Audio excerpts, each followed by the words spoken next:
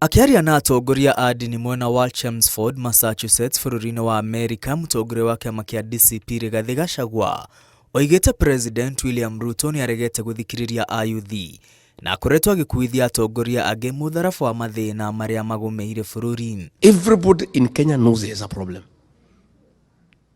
Instead of listening to the agencies, the issues they are raising, abductions, extrajudicial killings, corruption, misappropriation of public resources, President says, no.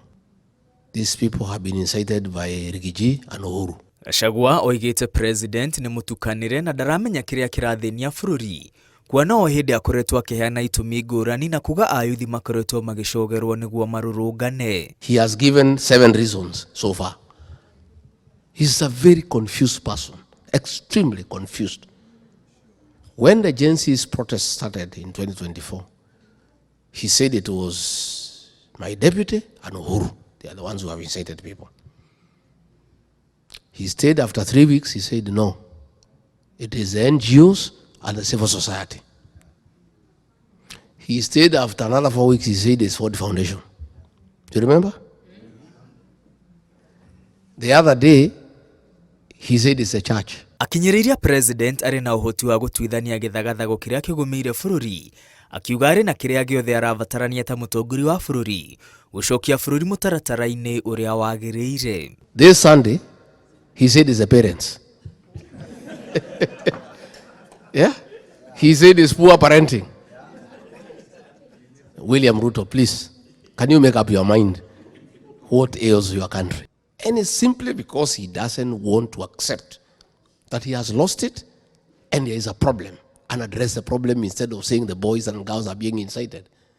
If he was honest to himself and listened to the problems the young people are raising on behalf of the country, we will not be where we are. Mwena-inĩ wake, mũtumia wake Dorcas Rigathi nĩ anyũrũrĩtie mĩario ya kũmũcambithia ĩrĩa ĩrĩga kũrekererio nĩ mũtongoria wa aingĩ bunge-inĩ Kimani Ichung'wa. I had a seat. How can you sit on a man like this?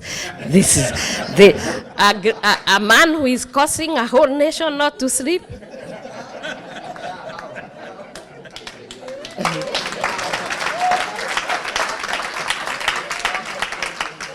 A man where the president, the deputy, the members of parliament, they hardly say anything else. I also listen. I hear they are always talking Wamunyoro. Wamunyoro, everybody is talking Wamunyoro. Is that a man you think what they are saying? You are such liars.